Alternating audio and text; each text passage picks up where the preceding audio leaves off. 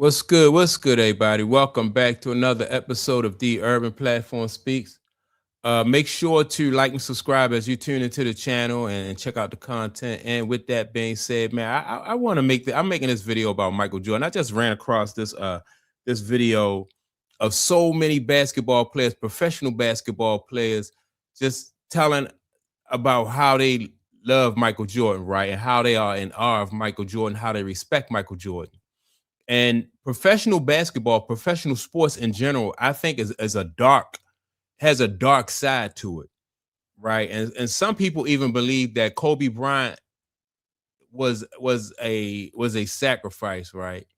But and then so I thought about that. I was like, well, if basketball, professional basketball is a dark place, and all of these, and the top guys in this league are under the control of dark forces and everybody is expendable, that must exclude Michael Jordan, right?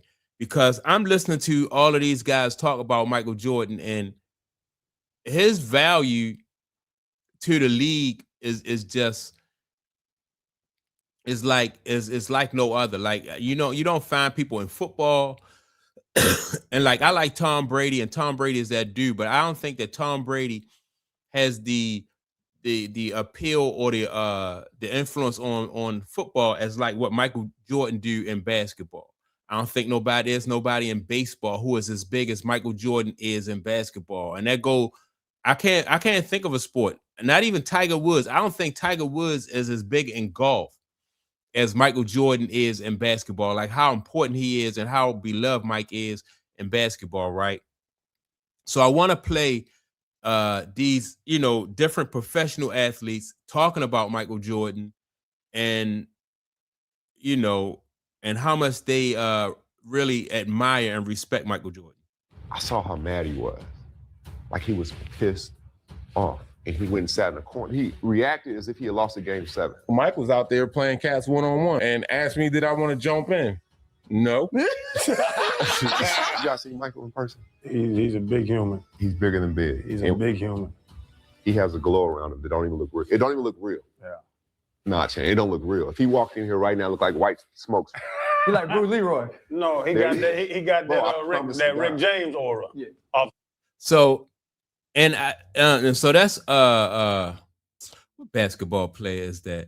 That's his name will come to me. But anyway, he's not the first person that I have heard say that about Michael Jordan. Like Michael Jordan has that aura around him. And when you're talking about other professional athletes, guys who get paid millions of dollars to do what they do, and they feel this way about Michael Jordan, that just go to show like how special Michael Jordan is, right? And so let me finish this. Chappelle show. If Rick James, rest in peace, saw him, he would look at him like that. Like he's that guy, right? And so I'm looking at him. I'm just like staring at him. I can't stop staring at him. It's Michael Jordan. And so I leave and I call everybody I could in Seattle. But remember, it's only 7 a.m, so it's 5 a.m. in Seattle. Fast forward to the summer. And the first time, people hear about the story of us playing together and we never lost. The first time we actually played against each other. Different teams, not one-on-one. And I think our team won. And I saw how mad he was. Like he was pissed off. And he went and sat in the corner. And he just sat there. Like he reacted as if he had lost a game 7. Like, this is summer. People dude almost 40 years old. It's Michael Jordan. The next day, and Grover's blowing up my phone. Yo, where you at? I'm like, bro, it's 1 o'clock. MJ's waiting on you. Where you at? We ain't starting until you get here. I'm like, what? So we about to start early. He waited until I got there. From that moment on, we played together and we never lost. And we played against everybody. Wow. Penny Hardaway, Mike Finley, Tim Hardaway, Antoine Walker, Paul Pierce. Everybody came through Chicago. How UCLA is now? Yeah. It was like that. He was the first one I seen having refs and pickup. And then it got to a point through the summer, you got Jay-Z and Beyonce sitting courtside at a pickup run. Bro, just watch it. Like, this is Jordan. Yeah. We had everybody come through the gym. Everybody. This is how cold MJ is. I'm giving y'all, I've never said this. One dude, this got word around, MJ, we all hanging out afterwards. One street dude come up there, got a bag of 100. MJ, let's gamble. MJ looked at him. He said, I ain't got a lot of time. Slip a coin for it, heads or tails. Dude looked at that 100. I'm good. He thought he was gonna go back and forth with him. He thought he was gonna go back and forth with him. MJ ain't got time for that. 100 racks? He looked and said, let's flip a coin for heads or tails. Which one you call it? Right. Dude looked at that money like you could tell he had all the hood's money. He was like, man, I can't do this. I have no flip. He looked. I'm good. Left. The time that I remember most was he came to watch us practice one time, and he jumped into practice a little bit, right? So here comes one of the managers. Hey, coach wants you out on the floor. I'm like, coach who? He's like, Coach Smith. I was like, man, so all right, put my socks on. I'm like, all right.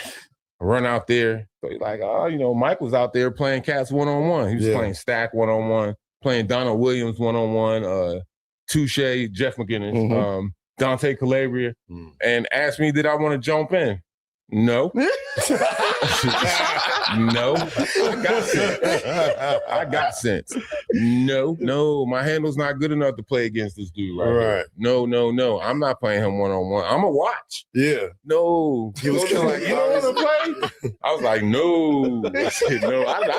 Now, this is Rasheed Wallace, man. And Rasheed Wallace was a very good NBA defender, right? And so he's talking about, when he was in college, his first year at North Carolina, he seen Mike. But can you imagine, guys, and I remember seeing Rasheed Wallace in high school, and he was a guy who was ultra confident, right? 6'11", in high school, he just had the highest level of confidence. But then when it came to Mike, guys just, other guys who just was mean and bad, just really just bowed down. I don't watch Black Cat. No, I see what he did against professionals. Right. You think what? Right. And I'm a freshman? You crazy. No, sir. My story goes back to college. MJ coming back to play pickup in college back at Carolina. MJ comes in one day. It was his turn, obviously, when he was like, I got next. He jumped everybody. When he picked all of the walk-ons and didn't come off the court the rest of the day. Spanking you. All of a sudden, you seeing walk-on players doing stuff like, first of all, where'd you get this game from all of a sudden? It's just who he is, his aura, and how he just uplifts. I mean, we see the story with Steve Kerr, like, hey, you pass it to me, I'll be ready. Like, it was one of those. And these guys didn't disappoint. And just to see how his mentality at that point, reading about MJ and his mentality in professional games, and then seeing him walk into our gym, the same mentality. He calling shots. I watched this man destroy one of our guys. Well, he was a former player playing in the league. Saw him a couple of days ago. Watched him destroy this guy on the court in the summer. Yeah. Calling shots, talking to everybody on the sideline what he's gonna do. Like, that was MJ. And it was so. So this Vince Carter describing what Michael Jordan did to another professional basketball player. Like I said, the way Mike dedicated himself to the game and as hard as he played, the dark forces that really control the NBA, if you got Michael Jordan, like, who else do you need? And that's why a lot of people think that, like, Kobe was expendable. Number one, Kobe was great, but he wasn't Michael Jordan.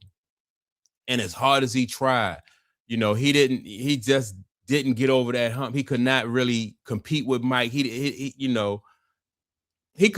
competed. He tried, he gave his all, but he just didn't get there. He fell short. And so that's why, some people think that Kobe was somebody that was expendable, right? And so, when you have a guy in Michael Jordan who just performed and dedicated himself to the game, I don't know, man. It's just that, he earned everybody respect, including people, the dark forces around the NBA, the dark forces that run the league. He just earned everybody's respect.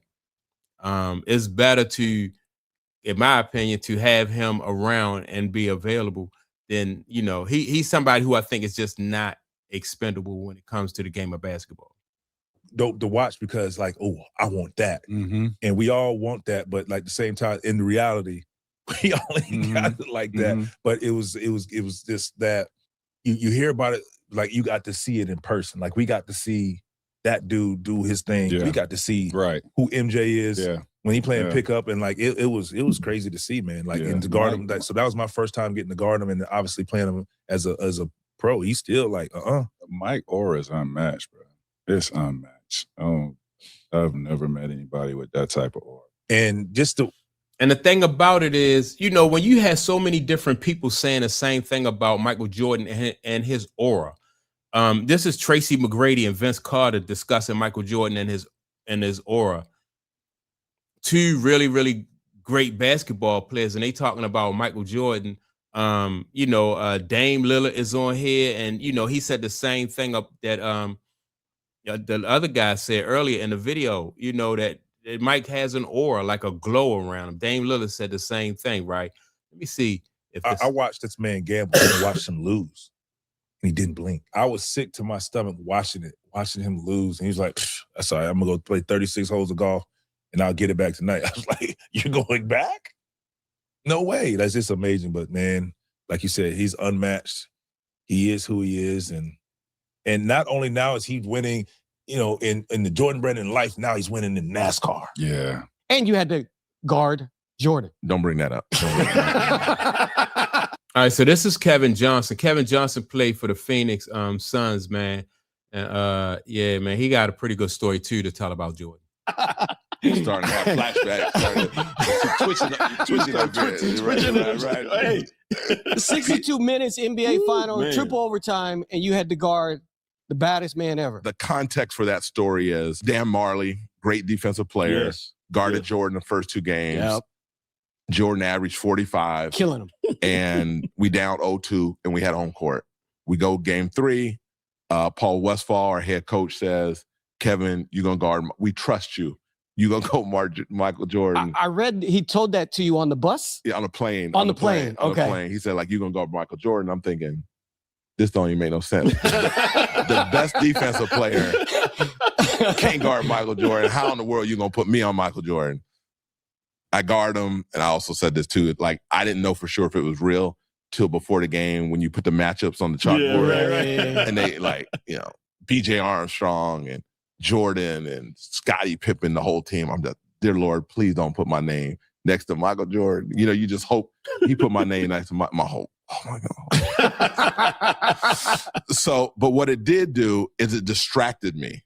Because at this point, it's fight or flight, right? And flight ain't an option. Yeah. So that's not how we grew up. Right. So we got to fight. Right. So now we did the jump ball, and I elbowed him at the jump ball. And he's like, what you doing? I'm like, yeah, I'm guarding you. Yeah, I got you. Yeah.